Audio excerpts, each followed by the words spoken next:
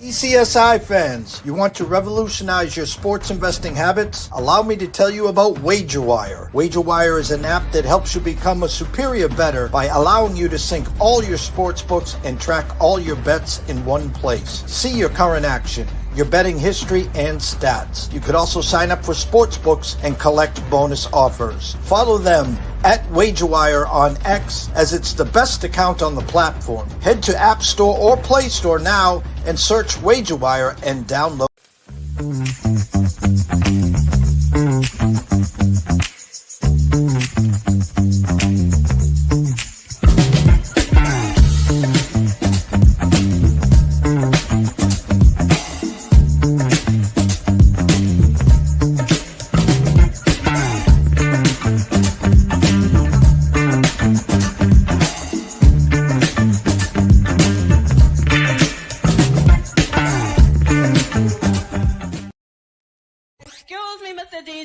Check this out, we got a great show coming your way. From the ECSI Sports Studios, the #1 sports information program in America, the Breakfast Bankroll, with your host, the sports broker, Jeff Dawson.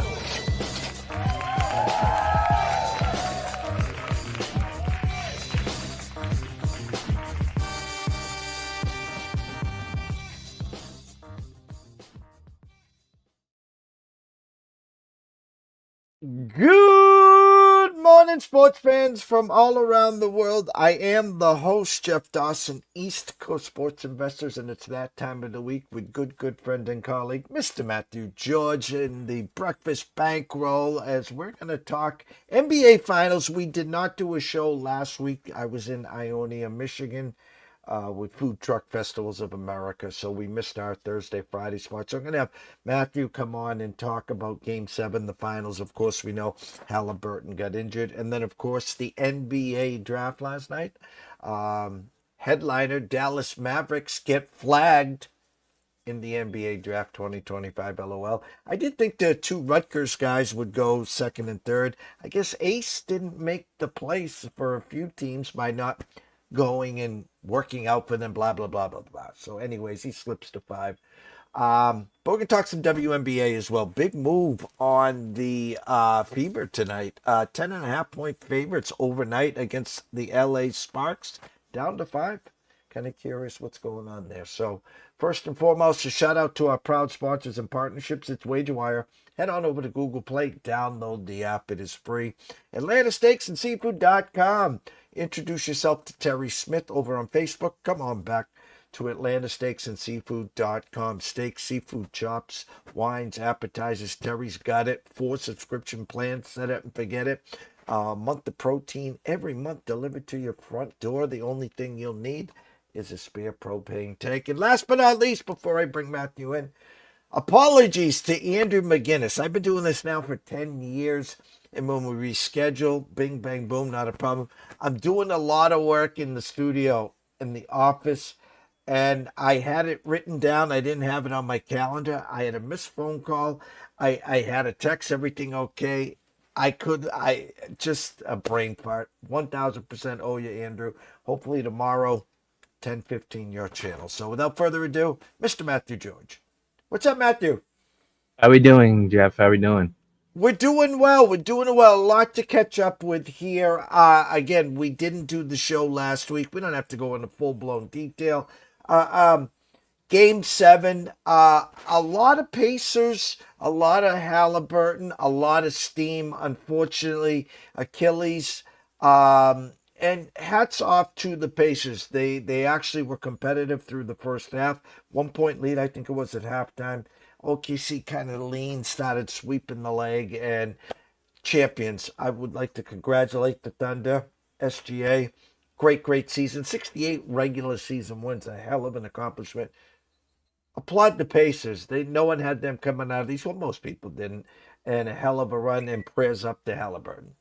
Yeah, absolutely. And on the go for the Pacers side, it was doomed from after the second. Once the second half started, it was a 34-20 run by the OKC Thunder, and then they just never looked away.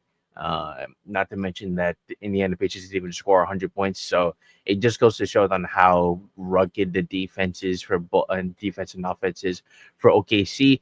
And and it just really sucks to see how Halliburton went down. We've seen this time and time again with, as you know, Jason Tatum, Kevin Durant, and all these guys going down with first initially hamstring injuries, and then it goes to a torn Achilles. That's not good. There's got to be a way for the NBA to figure out how to schedule these finals games more appropriately so that guys don't get injured like this. Because we're now seeing what this is now the fifth All Star that got hit with a torn Achilles initially because of a hamstring calf injury or a hamstring injury. It's not looking good for the league, especially now that Jason Tatum's out. So it's it's very sad to see that Indiana did have to lose in that kind of way. It would have been a bit more I would say a bit more competitive in my opinion. I still think OKC was still won, but on the other side, OKC, I mean, what can you say about this team? They've been, in my opinion, the best team in the NBA. They're obviously the best team in the Western Conference, but overall, they did a very good job in holding their own, especially in the 7 game series. Did botch a lot of games throughout the first games of the series, especially botching game one. So they did whatever they could to secure their first championship in franchise history. Yeah, and a lot of chitter chatter. Again, the East is kind of hamstrung because hamstring, no pun intended there. Of course, Jason Tatum out for the year now, Halliburton out for the year. And I will say this for the last time, till October probably. Boston Celtic, Green Nation, homers, whatever. Will you just take it out of your head that Tatum's coming back next year? The fact is that he had the surgery within 24 hours. Therefore, he's going to be Steve Austin and he's going to be Superman and he's going to pull the cape off and he's going to be ready, not for the playoffs, but for the playoffs. Let nature take its course. You rush him back and he blows his thing out again, and then you're really going to be upset. So let's assume he's out for the year. Just like Halliburton's out for the year. And Lillard, who knows? Looks like Giannis going to stay put, Matthew. I don't know. There's a lot of speculation. I have a lot of speculation, in my opinion, that Giannis might ask out. It's been like that for a long while, and I don't understand why that the Bucks have not made a move as of yet. I guess they're really trying to hold on to their franchise player as much as possible, even though they've already won a championship already. But nowadays, it's around the fact of, can you win now? And I don't think the Bucks are in the position to win now. And you lost Damian Lillard for I don't know, a good amount of the first half of the year. It doesn't make any sense to me, but we could see a good move happening sometime soon. If, let's say, at the start of the season the Bucks do pretty horribly, like they say they go 10-22. I don't think they would, but with Giannis, but it can't just be a one-man show with just Giannis Antetokounmpo being at the forefront of it. You got to find some way to either complement him in the offseason, or to that he's out. Celtics get rid of who we thought they'd get rid of. They got rid of Drew Holiday. They got rid of Porzingis. We talked backstage. Derek White and Jaylen Brown set to run the show. I don't know what's going on, obviously, with Al Horford. Again, the returns. The 5 seconds round picks that Orlando got in their trade, or they sent over, for Bane. It's almost like the draft picks are like Skittles, I know Danny Ainge used to hoard them, but they're meaningless at this point unless you get a one like last night. Yeah, and the way that the Boston Celtics are trying to figure it out is that, as we know, this, and we talked about this before.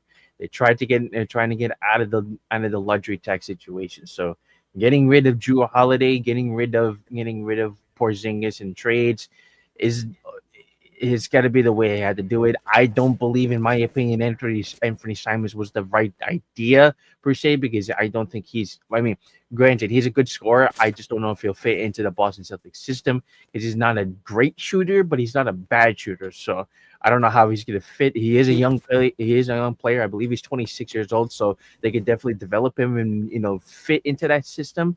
But it's something that seems very fishy in terms of how the Boston Celtics are trying to go of this offseason. Now, something said. Now we were talking backstage about this. Jalen Brown is going to be the biggest benefactor of how the offseason will go for the Celtics. Will they get rid of him? I don't believe so, in my opinion. But this is only my opinion about this.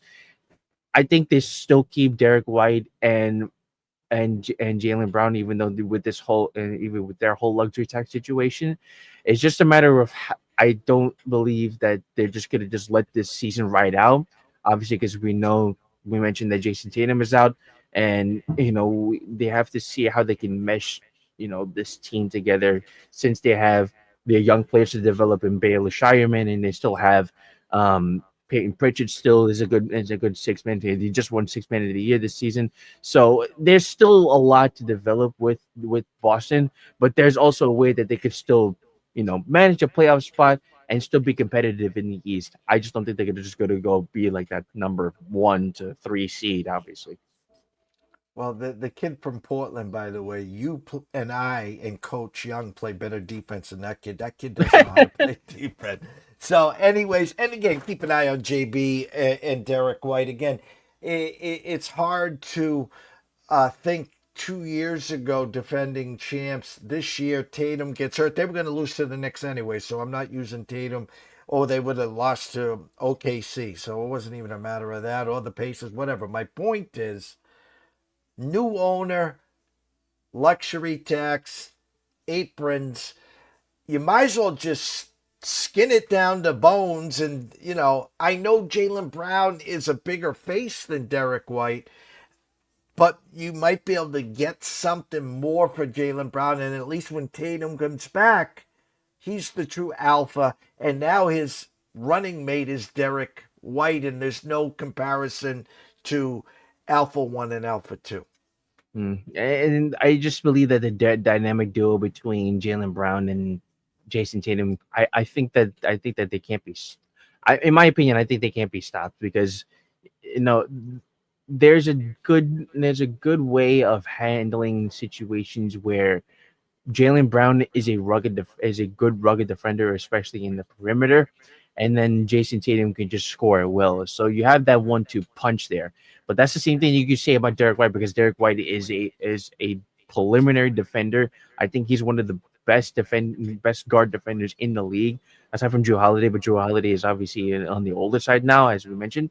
But I just wonder how they would figure out this whole entire situation, because it doesn't seem to me that, as we mentioned, they're not done. And not to mention, I believe they have a 32nd overall pick, coming tonight in the second round. So who knows? They could probably get someone out of the draft. They also got Hugo Gonzalez, who is a good wing, coming out of the international country of Spain. So I think he could probably bring some life into the bench for the Celtics. But now it's just a matter of who can come out from the draft as well, because I think they're not, as you mentioned, they're not done yet. Maybe as we've talked about this as well. They passed up on Liam McNeely, and that kind of sucks, because I think that there was a good chance that he would be a good offensive threat, because we know he could shoot the ball like crazy. But maybe that they're finding somebody in the second round that they could probably complement. My pick for them, Tyrese Proctor, because Tyrese Proctor was so good for Duke, and he was just shooting the ball lights out. We saw that in the NCAA tournament. So he can probably bring that kind of spark for the Celtics if they're trying to fit that, if they're trying to still fit that kind of 3-point live or die by the 3 kind of system. Well, we're here. Draft last night, Cooper Flag won. Kind of, listen, I was in and out. I didn't stay on top of it. We kind of I knew there'd be a handful of trades. Your winners and your losers. Let's just start there. I'll give you the floor and center stage. Give me your thoughts on the draft last night. Of course, Cooper Flag goes one. Your winners and losers. What in the world was this the Nets doing? I'm literally scratching my head right now because it's like you had so many first round draft picks, but never made a move. This is probably the most amount of draft picks that I've ever seen out of Brooklyn, but never capitalized on it. So you never traded either traded for a star player, which you didn't do. You got some okay picks, but not great picks. And I don't know how this team's gonna mesh together. Are they really just trying to be a developing team? Something's wrong here. So they drafted Igor Deadman, who's you know I don't know why they drafted him. Meanwhile, Derek Queen and Kamala Mal or Derek Queen was still in there. Kamala Malawatch was still on the board. So I don't know why they wouldn't do that as well. They got drafted Drake Powell on a trade, and then Ben Saraf from Israel, and then also Danny Wolf. So where is this team going? What direction are they going to? I don't know. They drafted so many point guards as well. So like I don't know what's happening there. It's just a mixed bag of nuts that I don't understand that what the Brooklyn Nets are doing. I'm here in New York, and I'm glad I'm not a Nets fan. So I'm gonna stray off of that and stray off that team entirely. We'll see how they do, and then the rest of the way. On the other side as well, the other big loser was the Raptors. Drafting Colin Murray Boyles is not terrible, I would say, but they also passed up on, as I mentioned, Kamal Malawaj and Derek Queen. I think those two guys are very rugged in terms of how they can defend the ball and how they can stretch and how they can, you know, be able to defend on their own will. So, you know, Colin is good per se. I just don't think that he was the right fit for the Raptors. I think Kamal Malawach would have been the better choice there. In terms of the winners, as we mentioned, Cooper Flag obviously being number one is the obvious one, as we know. He's going to be a great asset for the Mavericks, especially since they're going to keep basically everyone. They extended Daniel Gafford. They are going to still keep Kyrie Irving, even though even though he still has dealing with his ACL injury. They signed into a 3-year contract extension, and then you still have Anthony Davis. You still have all these good players and pieces to compete for a title in the Western Conference. On the other side, the Spurs obviously drafted um, Dylan Harper, so Dylan Harper can fit into that system with Devin Vassell, Victor Wembanyama. So they're probably like the second youngest team compared to OKC.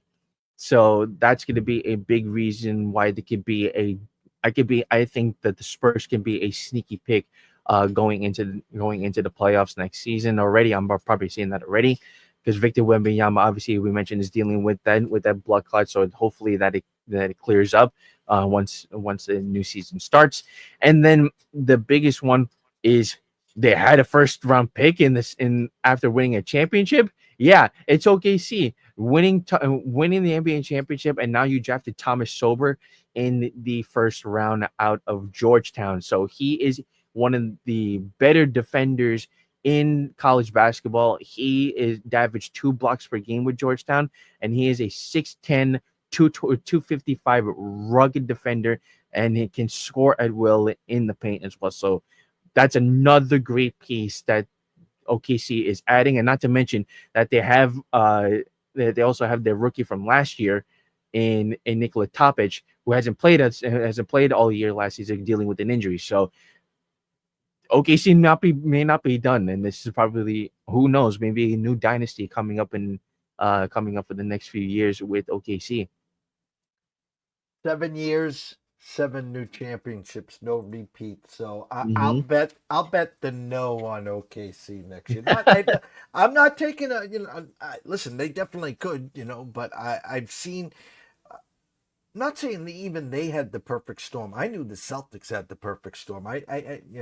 They had the East crumble before them. But OKC, they earned it. They fought hard. The West is going to be just. I mean, the OKC. Then you got to look at the Rockets, the Spurs. Um, Take a look at Memphis, the T Wolves. And my point is, I didn't even talk about the old fossils in, LA and then Phoenix. So, and Dallas, we talked about. They're big three. You're right. When Kyrie comes back, but that's a when healthy, a big if and when. But Kyrie, Cooper Flag, and AD, that's pretty good.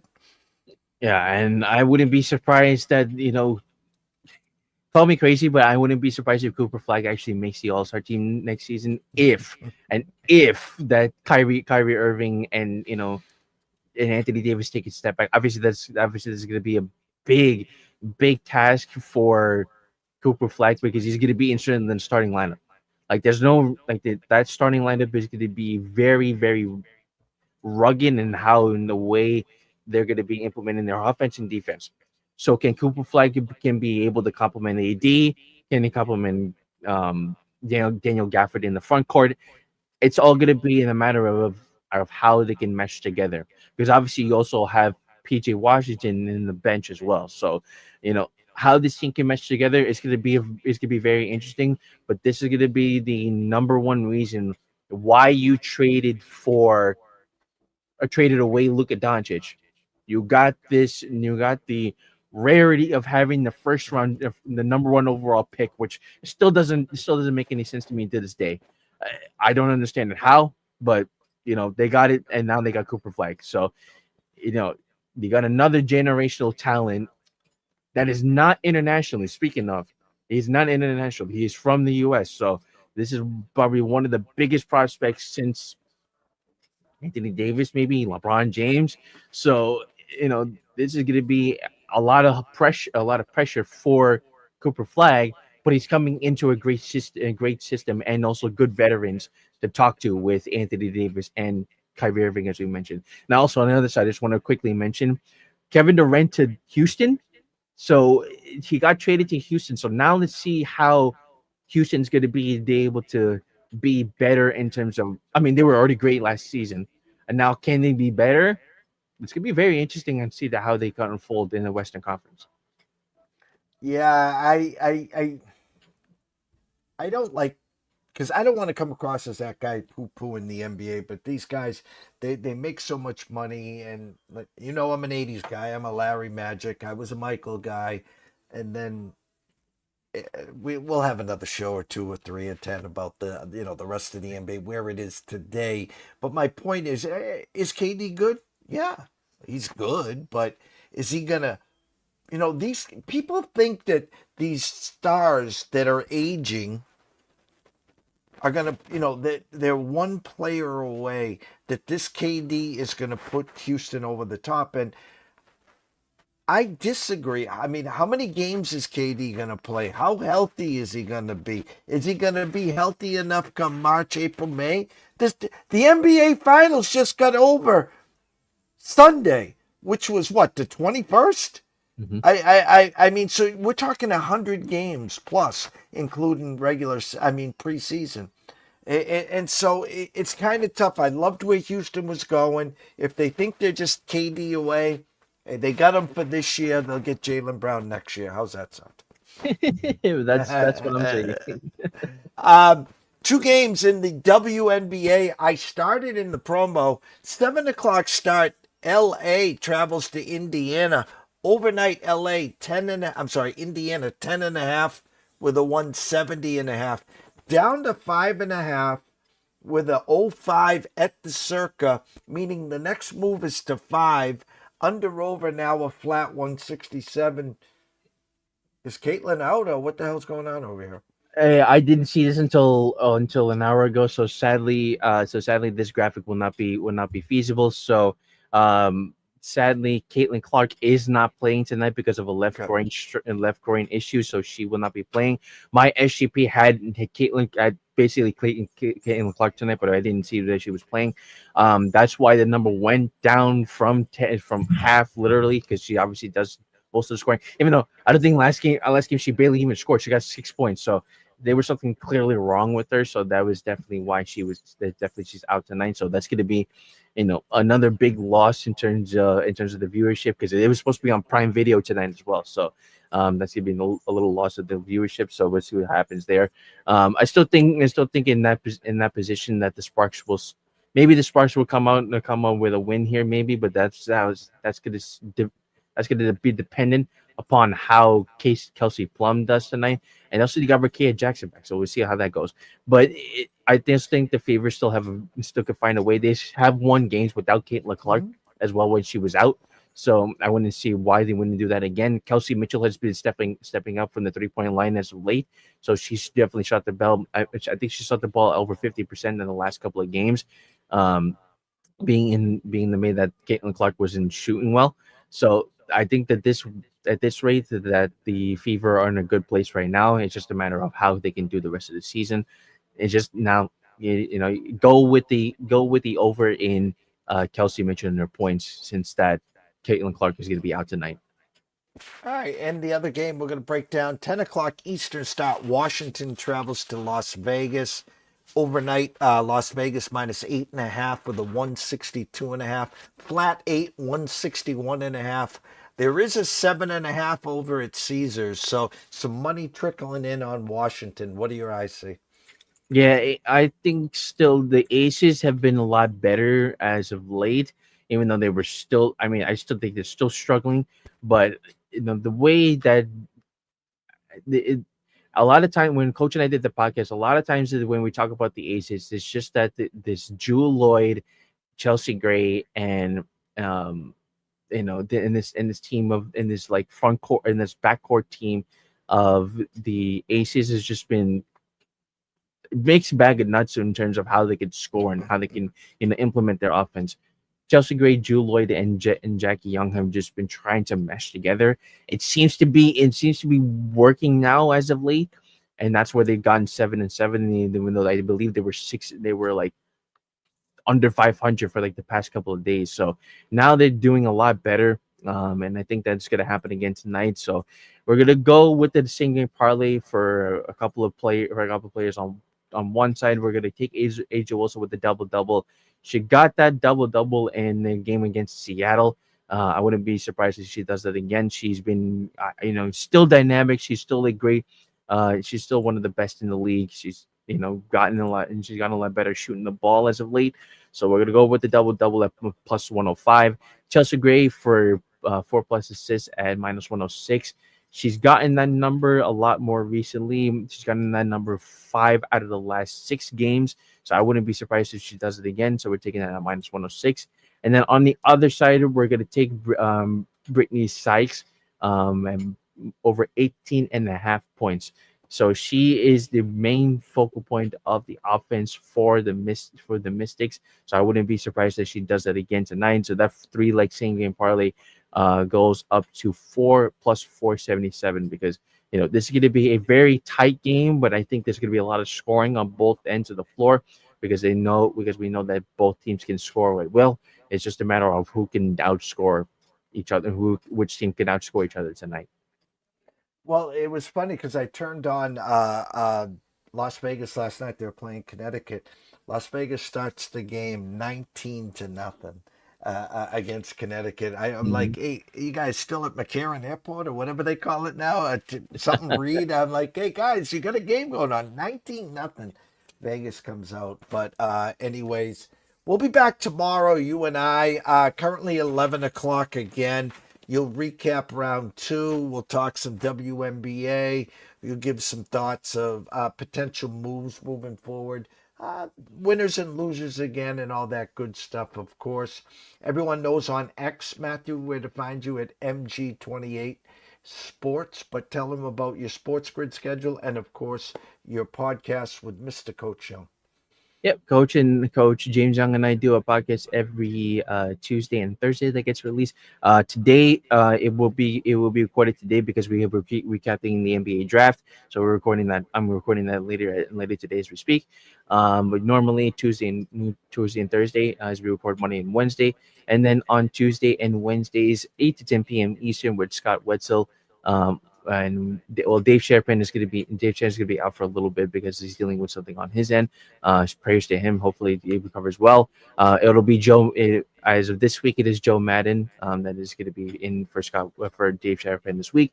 8 to 10 p.m. Eastern in-game live game day. We cover everything in terms of live games, whether it would be WNBA, as we mentioned earlier, and the baseball season as we're going on as well, because we're in the back end of sports right now. So it's just basically baseball and WNBA until the rest of the year, basically, and a little bit of golf as well. So, we could cover all of those bases as well. And, we'll see how the rest of the draft and we'll see how the rest of the WNBA season goes. We'll have a little bit of baseball once the rugged end of July and August really happens and trickles through. Well, again, we officially call it the dog days of summer. So we'll have this round 2 of the NBA draft tonight. We have a lot of day baseball, one game tonight, some CFL tonight as well. Myself and Matthew will be back at 11 o'clock tomorrow morning. And then we're going to squeeze in Scotty Webb. Scotty Webb will be here for some MLB Friday Night Lights. And sometime tomorrow morning, I'll be back with Andrew McGinnis on Wager Talk. So for myself, Jeff Dawson at EC Sports Investor, one and only Matthew George at MG28 Sports. We wish everyone a blessed day. Enjoy yourselves, behave, stay warm, stay hydrated, stay tuned.